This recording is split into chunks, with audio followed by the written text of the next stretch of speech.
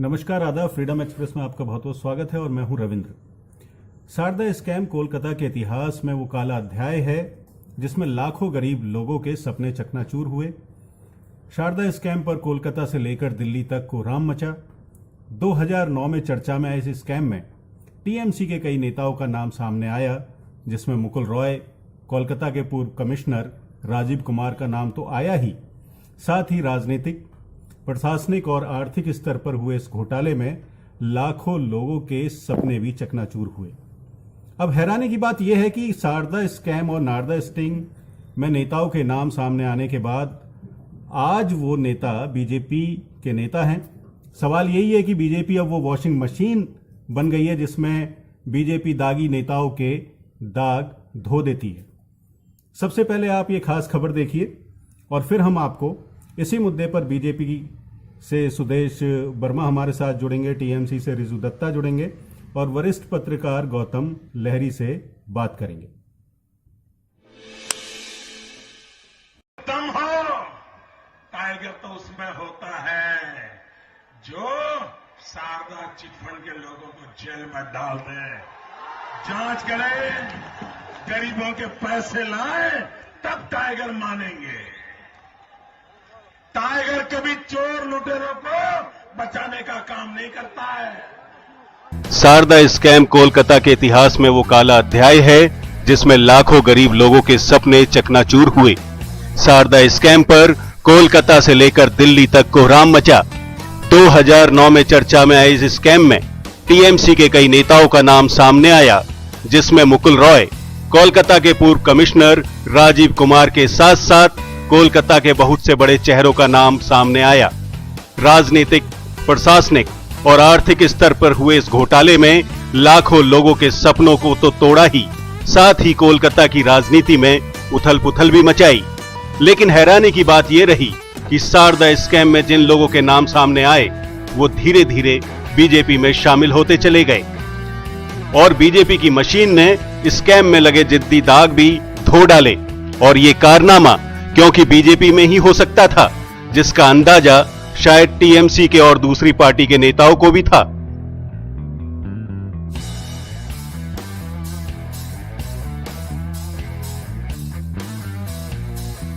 मुकुल रॉय का नाम नारदा स्टिंग में आने के बाद टीएमसी में मुकुल रॉय का कद छोटा हुआ और ममता बनर्जी का भरोसा भी टूटा, जिसके बाद मुकुल रॉय टीएमसी से बीजेपी में जा मिले।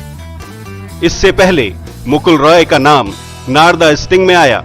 रिश्वत लेते वो कैमरे पर कैद हुए। शारदा स्कैम में भी सीबीआई ने कई राउंड की पूछताछ की, लेकिन बीजेपी में शामिल होते ही सारे दाग साफ हो गए। कुणाल घोष का नाम शारदा घोटाले में 2009 में तब सामने आया जब कुणाल घोष ने शारदा चिट फंड कंपनी को बेचने की बात सुदीप्तो से की, जिसके बाद कुणाल घोष से सीबीआई ने पूछताछ की और शारदा चिट फंड घोटाले की परत दर परत खुलती चली गई। कुणाल घोष से सीबीआई ने कई राउंड की पूछताछ की, लेकिन फिर कुणाल घोष बीजेपी में शामिल हो गए, जिसके बाद बीजेपी की वॉशिंग मशीन ने इनके भी घोटाले और स्टिंग में दिख रही धांधली के सारे दाग जड़ से खत्म कर दिए। हेमंत बिस्वा शर्मा, तृणमूल छोड़कर बीजेपी में शामिल होने वाले मुकुल रॉय और बीजेपी नेता कैलाश विजयवर्गीय के बीच 3 अक्टूबर 2018 को फोन पर बातचीत हुई थी। ये बातचीत लीक हो गई थी, जिसे लेकर खबर भी छपी थी। इस बातचीत में कहा गया था कि बंगाल के आईपीएस को टारगेट करने के लिए सीबीआई को इस्तेमाल करना है। इसके 2 दिन बाद सीबीआई 40 अफसरों को लेकर कोलकाता पुलिस प्रमुख के घर पहुंच जाती है।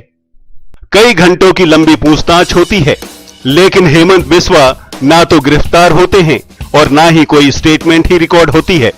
आरोपों के मुताबिक शर्मा पर शारदा कंपनी से हर महीने 20 लाख रुपए लेने का आरोप लगा, लेकिन जांच एजेंसी ने उनके खिलाफ कोई चार्जशीट दाखिल नहीं की। 28 अगस्त 2015 को वो बीजेपी में शामिल हो गए और उसके बाद आज तक उन्हें सीबीआई ने पूछताछ के लिए नहीं बुलाया। शुभेंदु अधिकारी का नाम शारदा घोटाले में आया, उस समय वो राज्य के परिवहन मंत्री थे। नाम आने के बाद शुभेंदु ने टीएमसी से 2016 में इस्तीफा दे दिया और बीजेपी में शामिल हो गए। 20 साल की उम्र में शुभेंदु अधिकारी कांग्रेस छात्र परिषद नेता के रूप में 1996 में मिदनापुर में कोऑपरेटिव आंदोलन में शामिल हुए। 3 साल बाद वो टीएमसी से जुड़ गए। नंदीग्राम आंदोलन के दौरान ममता बनर्जी के विश्वास पात्र बने। टीएमसी के एक धड़े के अनुसार उन्होंने 2011 विधानसभा चुनाव में ममता सरकार बनवाने में महत्वपूर्ण भूमिका निभाई थी। वो 2009 और 2014 में तामलुक से सांसद रहे।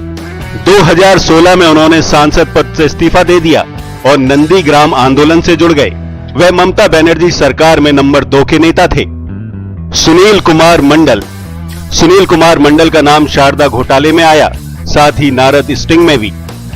सुनील कुमार मंडल ने लेफ्ट मोर्चे के सहयोगी फॉरवर्ड ब्लॉक से अपना राजनीतिक करियर शुरू किया। 2011 में वे गलसी से विधायक चुने गए। फॉरवर्ड ब्लॉक के विधायक के रूप में उन्होंने फरवरी 2014 में हुए राज्यसभा चुनाव के दौरान टीएमसी उम्मीदवार को वोट दिया। इसके बाद वो तृणमूल कांग्रेस में शामिल हो गए। वे वर्धमान पूर्व से 2 बार लोकसभा सांसद रहे। वे मुकुल रॉय के करीबी माने जाते हैं। शीलभद्र दत्ता का नाम शारदा चिटफंड घोटाले में सामने आया, जिसके बाद ममता बनर्जी से शीलभद्र की दूरियां बढ़ गईं और 2016 के बाद इन्होंने टीएमसी से इस्तीफा दे दिया। शीलभद्र दत्ता ने भी कांग्रेस छात्र परिषद से अपना करियर शुरू किया। बाद में वे कांग्रेस में शामिल हो गए। 2006 में वे दल बदलकर टीएमसी से जुड़ गए। 2009 में उन्हें तृणमूल यूथ कांग्रेस टीएमवाईसी के जिला युवावस्था बनाए गए।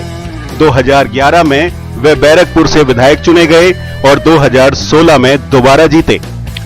बंसरी दत्ता, पूर्व मिदनापुर की कांथी उत्तर सीट से विधायक बंसरी दत्ता भी अधिकारी परिवार के करीबी मानी जाती हैं। वे 2011 और 2016 में कांथी सीट से विधायक चुनी गईं। श्यामा प्रसाद मुखर्जी का नाम भी शारदा घोटाले में सामने आया। इनसे सीबीआई ने कई घंटे की लंबी पूछताछ की है। श्यामा प्रसाद मुखर्जी बांकुरा की विशनपुर सीट से विधायक थे। वे ममता बनर्जी की पहली कैबिनेट में मंत्री भी रह चुके हैं। चिटफंड घोटाले में नाम आने के बाद उन्हें कैबिनेट से हटा दिया गया। वे 2016 चुनाव में विष्णुपुर से हार गए थे। दीपाली विश्वास, 2016 विधानसभा चुनाव में दीपाली विश्वास ने गजोले निर्वाचन क्षेत्र से सीपीएम उम्मीदवार के रूप में चुनाव लड़ा था। शुभेंदु अधिकारी के मालदा में पार्टी पर्यवेक्षक बनने के बाद विश्वास जुलाई 2016 में टीएमसी में शामिल हुई थीं। सैकत 2016 उपचुनाव में मंटेश्वर से विधायक चुने गए। उनके पिता संजल पंजा के निधन के बाद सीट खाली हुई थी। सैकत पिछले 3-4 महीने से बागी हो गए थे। शुक्र मुंडा अलीपुरद्वार जिले के नगर काटा सीट से विधायक हैं। 2011 टीएमसी ने कांग्रेस के साथ गठबंधन किया था और नगर कटा सीट से कांग्रेस उम्मीदवार जोसेफ मुंडा को जीत मिली थी, लेकिन 2016 में टीएमसी ने शुक्र को अपना उम्मीदवार बनाया और वो जीत गए। तापसी मंडल, 2016 विधानसभा चुनाव में सीपीएम की जिला नेता तापसी मंडल पूर्वी मिदनापुर जिले की हल्दिया सीट से लेफ्ट मोर्चे की उम्मीदवार थीं। अशोक डिंडा, पूर्व सीपीआई नेता अशोक डिंडा 2016 में पूर्व मिदनापुर में तामलुक से विधायक नियुक्त हुए। वे पूर्व मिदनापुर जिले में सीपीआई का चेहरा थे। विश्वजीत कुंडू कलाना से 2 बार विधायक रह चुके हैं। 2011 में वे कलाना से जीते और 2016 में दोबारा विधायक चुने गए। विश्वजीत शुभेंदु अधिकारी के करीबी माने जाते हैं।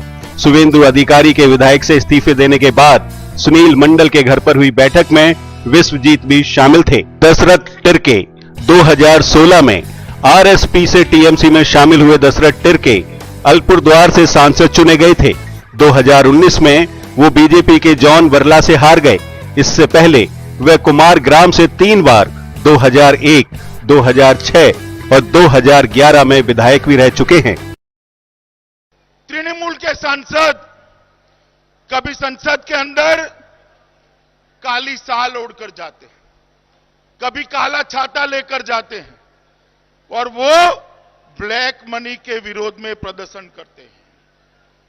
मैं पूछना चाहता हूं दीदी को कि दीदी, आप सांसदों को तो भेज रही है ब्लैक मनी के विरोध में, मगर शारदा चिट फंड में जो पैसा गया है वो ब्लैक है या व्हाइट है, शारदा चिट फंड के दोषियों को क्यों बचा रही है?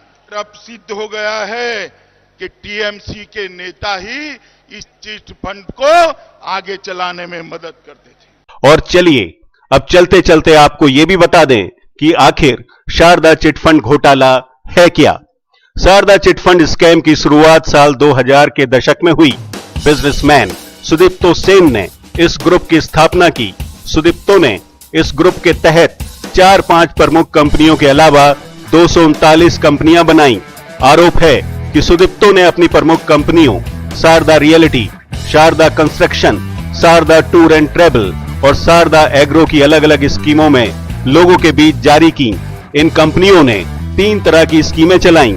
ये 3 स्कीमें थीं: फिक्स डिपॉजिट, रिकरिंग डिपॉजिट और मंथली इनकम डिपॉजिट। इन स्कीमों के जरिए भोले वाले जमाकर्ताओं को बताया गया कि उनके निवेश के बदले 25 गुना ज्यादा रिटर्न मिलेगा, साथ ही प्रॉपर्टी या फॉरेन ट्रिप भी मिलेगी। इस तरह शारदा ग्रुप ने साल 2008 से लेकर 2012 तक 4 कंपनियों के जरिए पॉलिसी जारी करके करोड़ों रुपए इकट्ठे किए। ग्रुप की एक स्कीम ऐसी थी जिसमें कहा गया था कि अगर आप कंपनी में 1 लाख रुपए लगाते हैं तो 25 साल बाद कंपनी की ओर से आपको 34 लाख रुपए वापस मिलेंगे। जगह जगह एजेंट नियुक्त करके छोटे निवेशकों से उनकी बचत के पैसे इकट्ठे किए गए। सुदीप्तो की चिट्ठी में तृणमूल सांसद कुणाल घोष और दूसरे नेताओं का नाम आने के बाद ये घोटाला राजनीतिक रूप से चर्चा में आ गया। इस पर राज्य की ममता बनर्जी सरकार ने आनन फानन में इस पर कार्रवाई की।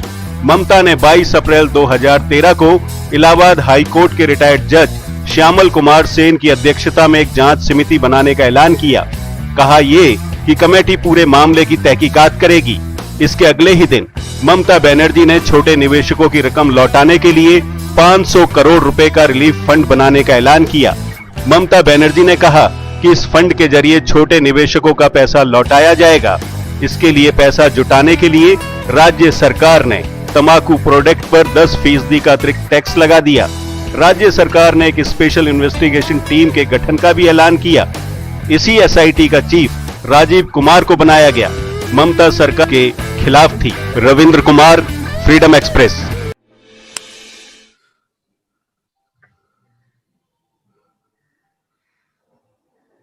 और दादा यूएस में क्या होगा? हाँ,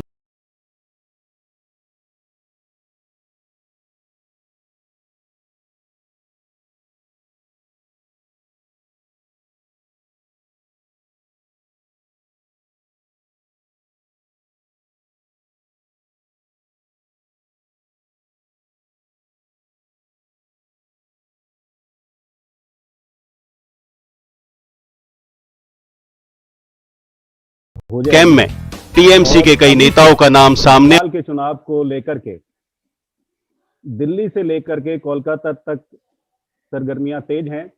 आरोप प्रत्यारोप लगातार जारी है और बंगाल इलेक्शन को लेकर के ही आज हमारी एक खास डिबेट है, जिसमें हमारे साथ सुदेश वर्मा हैं, नेता हैं बीजेपी के, रिजू दत्ता हैं, नेता हैं टीएमसी के, और गौतम लहरी हैं, वरिष्ठ पत्रकार हैं। आप सभी लोगों का फ्रीडम एक्सप्रेस के इस प्लेटफॉर्म पर बहुत बहुत धन्यवाद जी।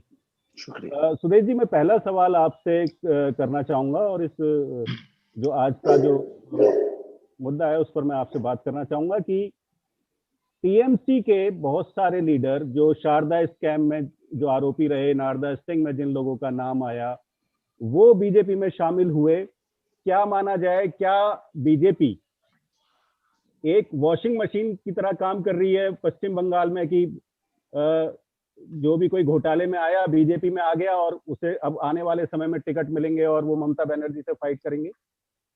नहीं, पास्ट सिन जो है किसी का भी, अगर किसी ने कोई गलती की हो तो उसको तो हम लोग वाश नहीं कर सकते, लेकिन इतना चेक्स एंड कंट्रोल हमारी पार्टी में होता है कि आगे वो ऐसा कुछ भी नहीं कर पाएंगे। बहुत डिसिप्लिन पार्टी है हम लोग, कैडर बेस्ड पार्टी है, चेक्स एंड बैलेंसेस होता है। और जो भी जिसने भी गलत किया है उसके खिलाफ जो कार्रवाई चल रही है उसको नतीजे तक पहुंचना चाहिए और जिसने भी गलती किया उसको सजा मिलनी चाहिए। हम लोग तो ये भी बोलते हैं, ये कोई वॉशिंग मशीन ममता जी एक पॉलिटिकल जुमला हो सकता है, उनका बोलने का तरीका अच्छा लगता है, राइमिंग थोड़ा सा, लेकिन लोगों को समझ है। और ऐसा पहले भी हुआ है कि लोग आए हैं, तो ऐसा नहीं कि हमने उनके जो कृत्य है उसको माफ कर दिया हो या उसको कंडोन कर दिया, ऐसा कुछ भी नहीं है।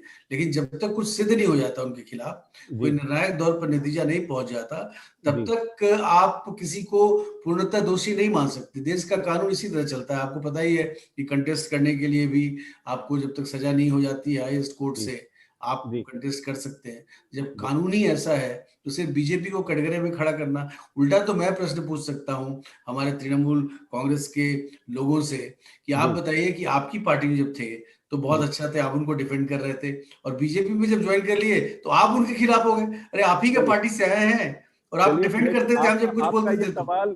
आपका ये सवाल मैं रिजू जी की तरफ ही बढ़ा देता हूं, मैं अपना सवाल बाद में पूछूंगा। रिजू जी जवाब दीजिए कि आपकी देखिए बात ये है ना, देखिए मैं जवाब दे रहा हूँ, बात ये है ना कि बीजेपी को कोई फर्क नहीं पड़ता उनके नेता या उनके सांसद या उनके एमएलए अगर क्रिमिनल भी हुए तो। इसीलिए आज के डेट में लोअर हाउस और अपर हाउस मिला के अगर आप देखेंगे तो 113 ऐसे एमपी हैं जिनके अगेंस्ट में क्रिमिनल केसेस चल रहे हैं। ये पहला बात है। और रहा बात शुभेंदु अधिकारी, मुकुल रॉय, सौमित्र खा, अर्जुन सिंह, जिन जिन लोगों को बीजेपी आज फ्रंटलाइन लीडर बना दिया है बंगाल के इलेक्शन में, ये लोग तो सब टीएमसी में थे।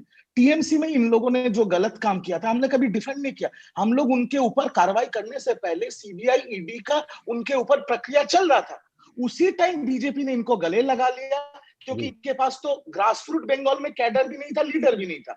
अब उनको लगाने के बाद शुभेंदु नारदा का जो वीडियो बीजेपी का यूट्यूब चैनल से चल रहा था वो हटा दिया गया। तो इसीलिए इसको वॉशिंग मशीन ना कहते हैं कि यहां पर आप क्रिमिनल हैं और जैसे बीजेपी का वॉशिंग मशीन में घुस गए, उसमें ईडी और सीबीआई का डिटर्जेंट डल गया तो ये भगवा ओढ़ के योगी बन जाते हैं जी, है ना। लेकिन रिजू साहब टीएमसी ने भी तो कोई एक्शन नहीं लिया ना, ममता धरने पर बैठ गई।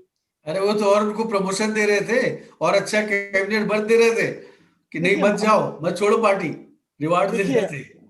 देखिए मैं आपको एक चीज बता रहा हूं, हम लोग किसी को भी ऐसे बढ़ावा नहीं देते हैं। और जो आप धरने की बात कर रहे थे वो एक ही बार हुआ था, वो जब राजीव कुमार सर को इलीगली टारगेट किया गया था by the BJP and the central machinery. आप देखिए ना, कुछ दिन पहले नड्डा जी आए थे बंगाल में, इसको उनके कॉन्वॉय में पथराव हुआ, ये इतना बड़ा नेशनल स्टोरी बना कि मैं खुद 25 तो डिबेट कर चुका हूं नेशनल टीवीज पे, पर उसका कभी भी हम लोग कंडोन नहीं करते, कभी भी ना सपोर्ट करते ना कंडोन करते हैं। बट उसके बाद क्या हुआ, उसमें कुछ टेक्निकल चीजें हुई हैं। आप देखिए नड्डा जी का कॉन्वॉय लीड कर रहा था राकेश सिंह।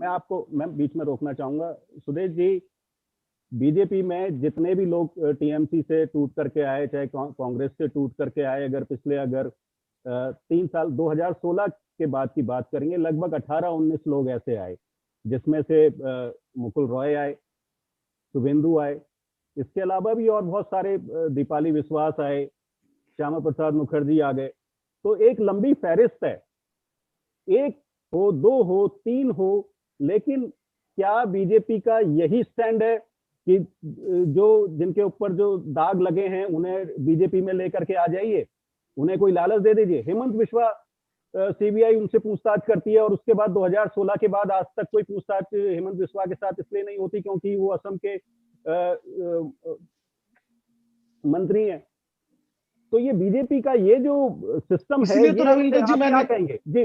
मैं सुदेश जी से ही जवाब चाहूंगा जी। देखिए, सबसे पहली बात जो मैंने बताया, एक बार फिर से रिपीट करता हूँ कि जब तक वो आपकी पार्टी में थे, आप उनको बहुत शिद्दत से बहुत इज्जत करते थे, उनको आप और मंत्री पद भी दे रहे थे। अब आपकी पार्टी में क्या हो रहा है?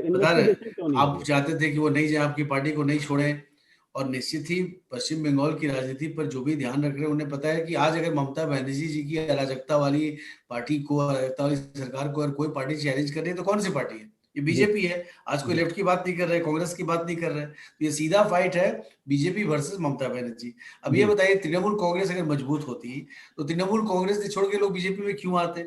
मजबूत की तरफ जाते हैं, कमजोर की तरफ तो कोई नहीं जाता।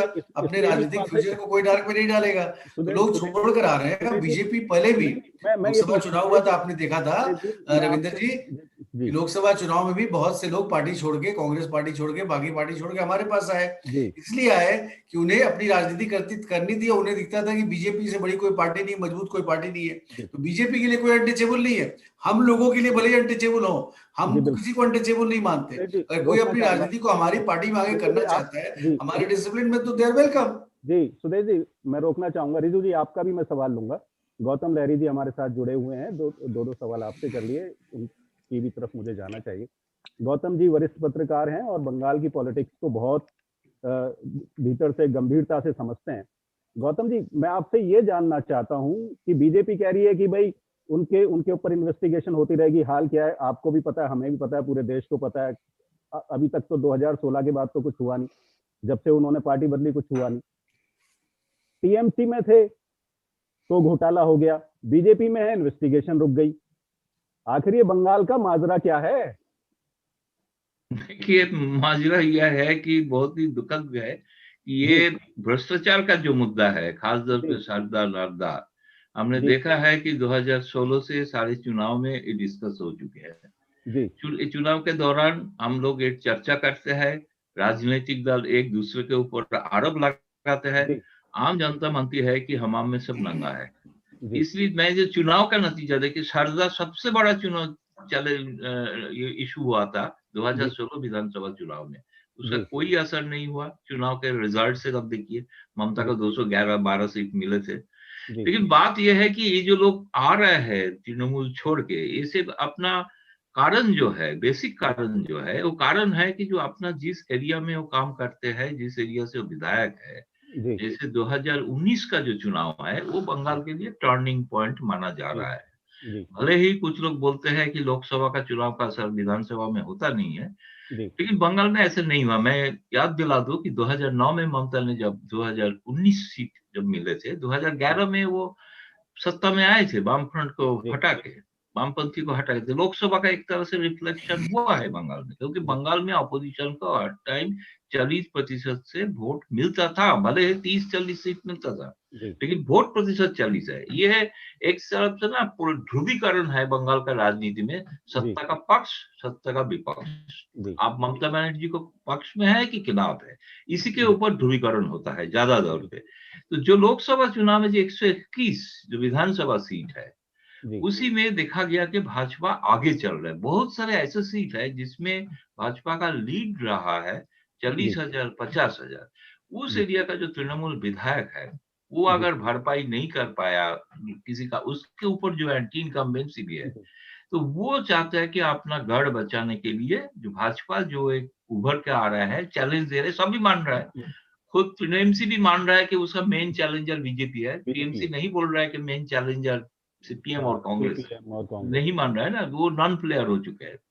तो इसलिए जो अपना जो राजनीतिक सत्ता बचाने के लिए, भले ही भ्रष्ट हो, दागी हो, जो भी हो, वो भाजपा में इसलिए आएंगे क्योंकि उसको वहां पे उसका अपना जो जगह है उसको बचाना जरूरी है।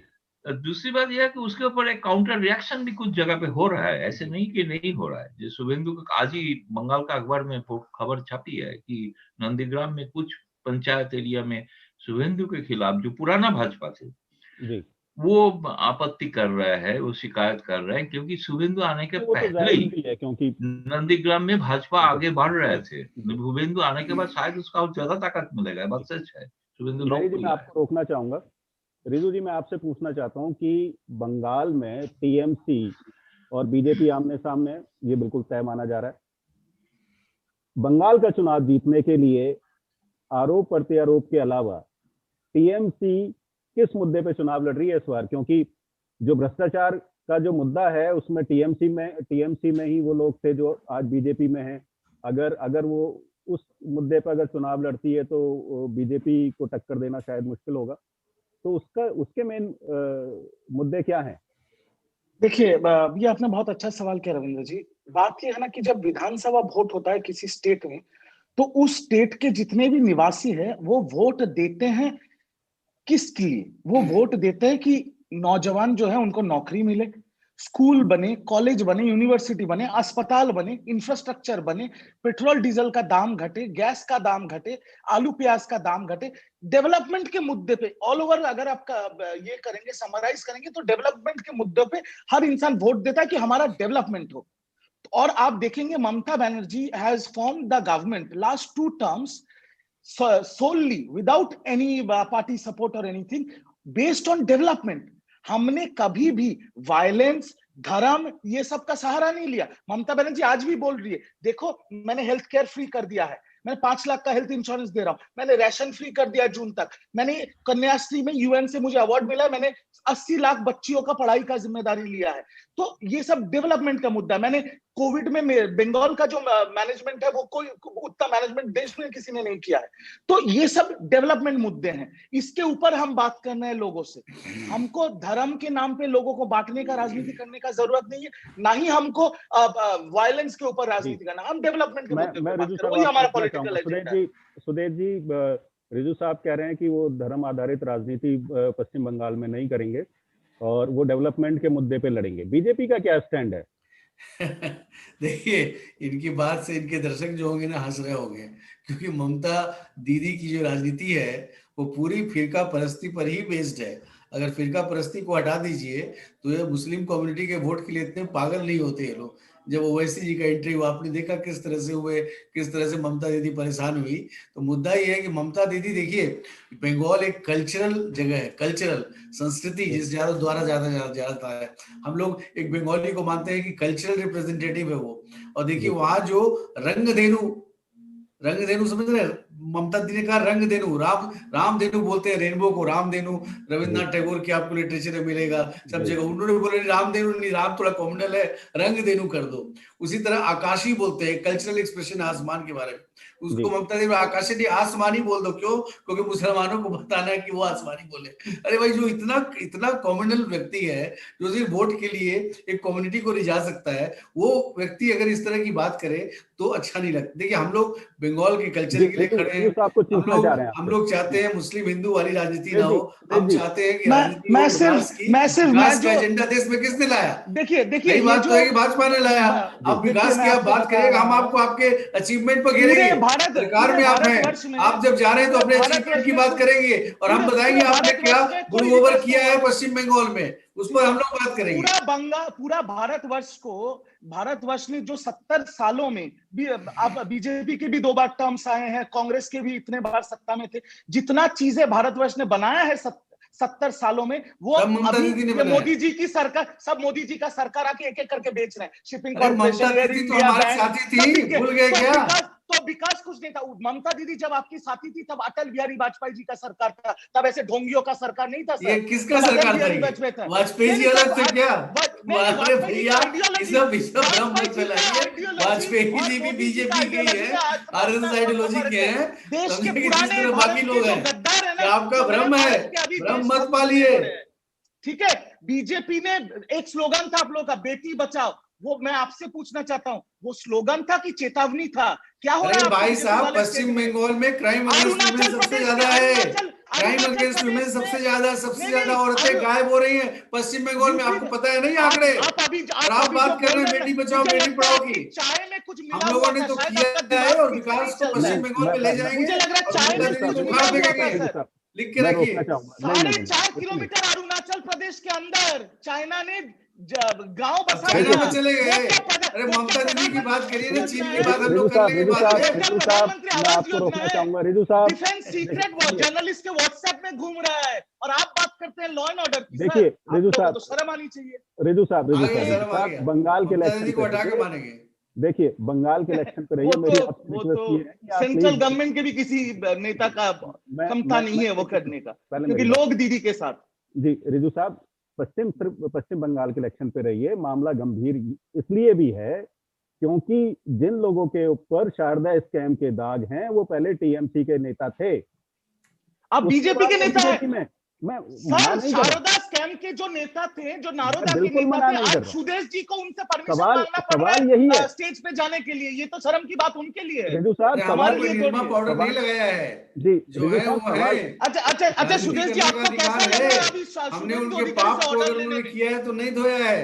आपकी नहीं, तरह मेरे नहीं को कि एक आपके चीज साथ है तो बताइए, बहुत बढ़िया थे, आप भाजपा जब में चले पुराने गए तो आप लोग- उन्हीं को गाली देने लगे। सुदेश जी, लेकिन मैं कुछ तो आपका शर्म सम्मान करिए, करता हूँ, मैं अपने ही आपका लोग थे दिलीप आपके। जी का सबका सम्मान करता हूँ, क्योंकि आप लोग पुराने बीजेपी के समर्थक हैं। मैं आपका सम्मान करता हूँ, दिलीप जी का सम्मान करता हूँ, पर मुझे ये जानना है कि अभी जब आप लोगों को मुकुल रॉय और शुभेंदु अधिकारी से ऑर्डर लेना पड़ता है, तो कहीं ना कहीं तो चुपता होगा सर। किसी से ऑर्डर नहीं लेता भाई साहब, ये बीजेपी है, आपको नहीं पता बीजेपी कैसे चलती है। चुभेगा और तो चिंता जरूर मत सर। करिए, इसमें गौतम जी, सबको राजनीति करने का अधिकार है। जिसको अभी गौतम आपकी पार्टी टिकेगी कि नहीं, देखिए चुनाव जी, तक सुदेश जी, कितने सुदेश टूटने जी, हैं, कितने लोग आएंगे हमारे साथ। सुदेश जी, बहुत लंबा हाँ, लाइन लगा हुआ है। जी, ये तो बात सही है, जी, आप लोग जोड़ेंगे या तो सीबीआई ईडी तोड़ेंगे या नहीं, जो खुद ये तोड़ के आएंगे। नहीं, ये जो जैसा आपके गौतम दा पीएम ने बोला कि सर, बीजेपी आपके चैलेंज पास कर रही है, चैलेंजर के पास कोई क्यों चाहते हैं? सर, जब मजबूत होती, ममता दीदी ने क्या बोला, सब लोग एक हो गौतम जाओ दा, बीजेपी को देखिए रोकने के गौतम लिए। दा इतने इसका मतलब बड़े बीजेपी बड़ी पत्रकार फोर्स हैं, है ना, मैं ममता दीदी गौतम दा अकेले बस नहीं आपको रोक लेके पाएंगी एक ना। चीज बोलूंगा, इसका मतलब यही है ना बीजेपी रविंद्र का जी। जो वोट शेयर जी, बढ़ा है, एक बीजेपी मिनट, का जो वोट शेयर बढ़ा है, एक सेकंड रविंद्र जी, एक जी, सेकंड, मैं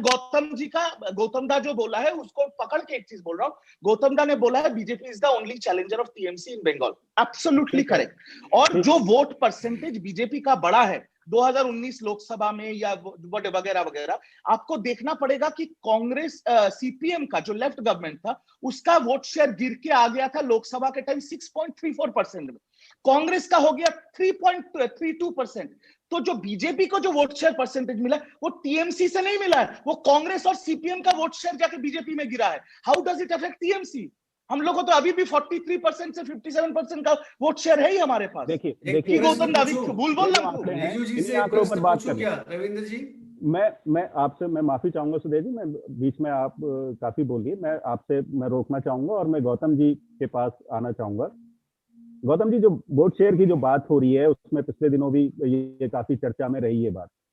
बीजेपी जिस तरीके से फाइट कर रही है, पिछले अगर 6 अगर विधानसभा के चुनाव में देखें और उसके अगर विधानसभा का वोट परसेंटेज देखें, जिसकी बात रिजू दत्ता भी कर रहे हैं, उससे लगता है कि बीजेपी में जो टक्कर है वो बराबरी की, या जैसे रिजू दत्ता दावा कर रहे हैं उस तरह की कोई बात निकल करके सामने आएगी, क्योंकि ऐसा दिखता तो है नहीं।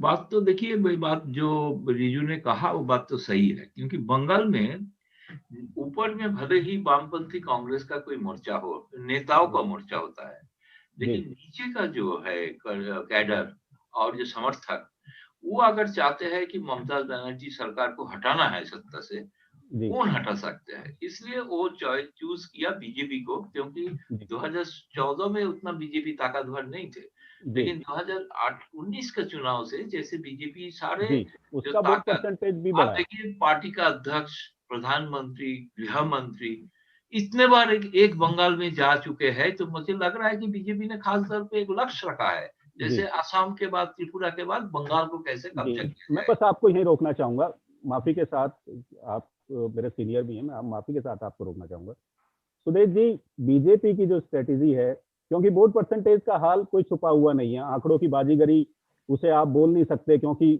उन्हीं आंकड़ों के बलबूते पर जो है वो सत्ता परिवर्तन हुए हैं। मैं आपसे पूछना चाह रहा हूं कि बीजेपी जो जोड़ तोड़ की जो राजनीति कर रही है वो तो दिखाई दे रही है, इसके अलावा और क्या प्लान है पश्चिम बंगाल को लेकर के?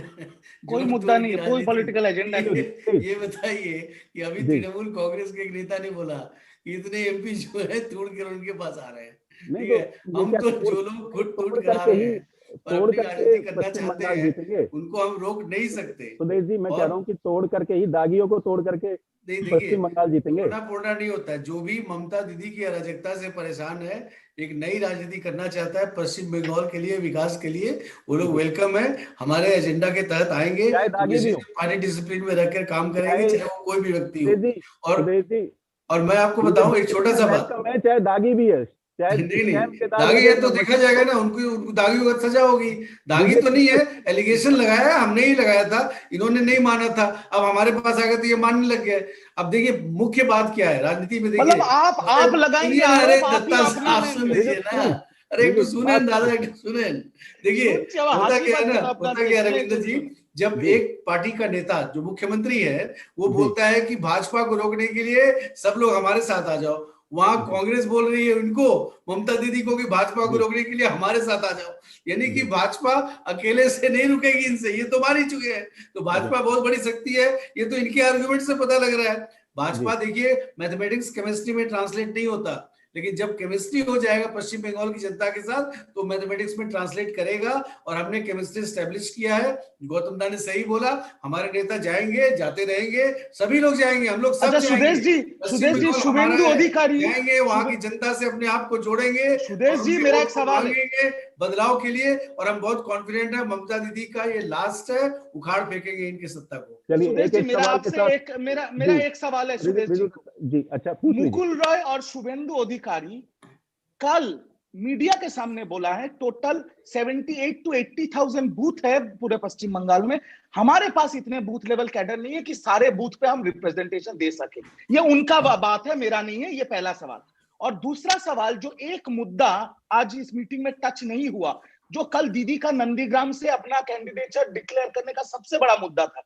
Nandigram is the Holi site for farmers agitation. ये आपको समझना पड़ेगा सर। और ये जहां सर इंडस्ट्रियलिस्ट, हम तो फार्मर के साथ है ना। आप लोगों का तो काम ही है गरीबों का जमीन खींचो और वहां पर देखिए इसीलिए आनंद में नैनो बना, वो तो नहीं चलेगा। तो मेरा ये सब नहीं चलेगा, फैक्ट्स पे बात करिए। नहीं, दूसरा प्रश्न का आप जवाब दे दीजिए। हमारे गृह मंत्री अमित शाह जी बंगाल में आए, फार्मर्स से मिले, एक मुट्ठी चावल का ऐलान किया, जो चलो अभी फिर बंद भी हो गया, तो वो आके फार्मर के घर में खाना भी खाए। बट एकदम फैक्ट है कि उनके घर से, उनका जो रेसिडेंस है अमित शाह जी का, वहां से 80 मिनट की दूरी पे सिंगू बॉर्डर है, जहां पर 60 फार्मर्स खड़े खड़े इस तपती ठंड में, दिल्ली के कड़कड़ाती ठंड में मर गए। वहां एक बार नहीं जा पाए। 1500 किलोमीटर यहाँ आके फार्मर्स के साथ खाना खाना जरूरी था। ये दो सवाल का जवाब। आप क्या बोलना चाह रहे हैं? आप साबित क्या करना चाह रहे हैं? मैं ये साबित करना चाह रहा हूँ कि आप लोग पश्चिम बंगाल में तो आप बनाइए, आप स्वतंत्र हैं। पश्चिम बंगाल में मुद्दा नहीं बनेगा, आप कहिए। हम लोग पूरे देश के लिए हैं, पूरा देश किसी एक जगह के लिए नहीं है। और हम वो करेंगे जो किसानों के लिए फायदेमंद हो। सबसे बड़ा हम आपकी राजनीति के कारण कुछ नहीं करेंगे। और हम लोग को पता है बंगाल से हम कल्चरली नहीं है, कल्चरली हमारी संस्कृति है वहाँ की, आप समझ रहे हैं, भाषा अलग है, तो इतना बड़ा डिफरेंस नहीं है जो बताना चाह रहे हैं। आपको हटाना पड़ेगा, सीए लागू हटाना पड़ेगा, और बहुत जल्दी फार्म बिल्स, ये फार्म बिल सबको हटाना पड़ेगा, क्योंकि आप लोग पूंजीपतियों के हाथों में बेच रहे हैं फार्मर को। देखते हैं ना क्या होगा क्या नहीं हो। फार्म बिल नहीं है, फार्म लॉ है, लेजिस्लेशन है, बिल नहीं है। वो लेजिस्लेशन कैसे पास हुआ था? के द्वारा पास किया हुआ कानून है। संसद का वीडियो दिखाते हैं सर इस चैनल पे, कानून बनाया गया है, समझ रहे हैं आप? ये समझ है आपको? लोकसभा टीवी बंद कर दिया था आप लोगों ने फार्म बिल पास करने के। क्या बच्चा ऐसे बात बोलने, बात करिए, आपको वीडियो दिखाते। रिजू जी, मैं आपसे दरखास्त करूंगा कि प्लीज आप सवाल सुन लें। एक एक सवाल के साथ इस चर्चा को हम विराम देंगे। पहला सवाल मैं सुदेश वर्मा जी से करूंगा और मैं अंतिम सवाल मैं गौतम साहब से करूंगा। सुदेश जी, आप ही से सवाल है, एक बार वही सवाल है, बीजेपी क्या दाग धोने की वॉशिंग मशीन बन गई है मौजूदा समय में? देखिए, इतना तो जरूर है कि बीजेपी में जो लोग हैं, जो हमारी पार्टी की आइडियोलॉजी को मानेंगे, भले ही कहीं से भी आए हों, और वो पार्टी के डिसिप्लिन से बनेंगे, और उनके पीछे उन्होंने क्या किया है इसकी गारंटी हम नहीं दे सकते, लेकिन आगे अगर वो ऐसा कुछ करेंगे तो निश्चित ही पार्टी बहुत स्ट्रांग है। मोदी जी किसी की नहीं सुनते गलत बातों को, अमित शाह जी कभी माफ नहीं करेंगे, नड्डा जी हैं हमारे प्रेसिडेंट। हमारे यहाँ एक सिस्टम है, याद रखिएगा, उस सिस्टम के तहत सबको काम करना पड़ेगा। इसीलिए लोगों को बीजेपी के ऊपर भरोसा है, मोदी जी की वादाओं पर भरोसा है। याद रखिए, आप देखें किसी के खिलाफ एलिगेशन पड़ा, किसी के खिलाफ बताइए, कितने दिन से मोदी जी हैं प्रधानमंत्री, कैलाश विजयवर्गीय के ऊपर एलिगेशन नहीं है। रिजू दत्ता जी, आपकी तरफ भी आऊंगी। सुदेश जी, ये मैं पूछना चाह रहा हूँ, इन्वेस्टिगेशन कब स्टार्ट होगी? बहुत बड़ी, हम कैसे बताएं, बताइए। अगर हम बोल दें कि इन्वेस्टिगेशन कब स्टार्ट होगी तो आप पूछिएगा कि इसका मतलब हम कंट्रोल करते हैं सीबीआई को? नहीं, कोर्ट ऑर्डर्ड इंक्वायरी है, इंक्वायरी के जो इन्वेस्टिगेशन एजेंसी से खुद करें, हम लोग क्यों गाइड करें या मिसगाइड करें? हमारा कोई भाग नहीं बनता है। चलिए ठीक है, फिलहाल इन्वेस्टिगेशन के नाम पर जो लीपापोती हो रही है वो हम देख रहे हैं। रिजू दत्ता साहब, टीएमसी में दागी लोग थे, बीजेपी में चले गए, अब टीएमसी की दिक्कत ये है कि वो वहां चले गए हैं, वोट बैंक कटता हुआ दिखाई दे रहा है टीएमसी को। देखिए, मैं एक चीज बहुत क्लियरली बोल देना चाहता हूं कि बंगाल का पॉलिटिक्स आपको समझना पड़ेगा। 1998 से जब तृणमूल जो पार्टी बना था, तब से हमारा पार्टी का इंफ्रास्ट्रक्चर ऐसा ही है कि हमारी एक ही नेत्री है, वो है ममता बनर्जी। बाकी सब, वो भले ही विधायक हो, सांसद हो या कैडर हो या प्रवक्ता हो, हम सब पार्टी के वर्क, नेत्री हमारी एक ही है। और इसीलिए इस इलेक्शन में भी, इस इलेक्शन 224 में हमारी कोई भी रिप्रेजेंटेटिव हो ममता बनर्जी के, बट कैंडिडेट एक ही है, Mamata Banerjee. That how the TMC structured, इसमें कोई दौरान नहीं। और ये जो वोट होगा, ये वो डेवलपमेंट के मुद्दे पे। और एक चीज मैं आपके चैनल के माध्यम से कह देना चाहता हूं, गद्दारों को इतिहास भी क्षमा नहीं करता है। तो जो गद्दार और चोरू चक्के का फौज अभी बीजेपी बंगाल में बना है ना, इनको बंगाल जनता कभी वोट नहीं देगी। गद्दार वो है जो डेमोग्राफिक चेंज कर रहा है पश्चिम बंगाल का, पश्चिम बंगाल के कल्चर को खत्म कर रहा है, मुस्लिम परस्ती कर रहा है, वो गद्दार है। भारत के कॉन्स्टिट्यूशन के खिलाफ गद्दारी हो रहा है।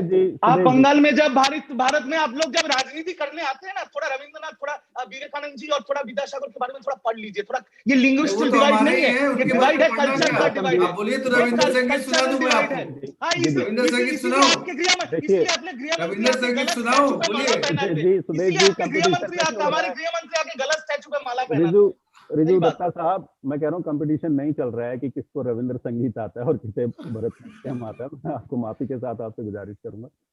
गौतम साहब, मैं आपसे पूछना चाह रहा हूँ कि बीजेपी की भी बातें आपने सुनी और टीएमसी के नेता भी जो रिजू दत्ता है वो बता रहे थे कि उनका वोट परसेंटेज और किस तरीके से वो आगे काम करेंगे। लेकिन सवाल वही है, एक जगह दाग लगे तो एक जगह दाग ढूंढ रहे हैं। और बंगाल की राजनीति के लिए तो कहा भी जाता है कि या तो जब तक खून नहीं बहेगा जब तक कोई पार्टी नहीं जीतेगी, या जब तक कोई आंदोलन नहीं होगा जब तक वहां कोई पार्टी जीत करके आती नहीं।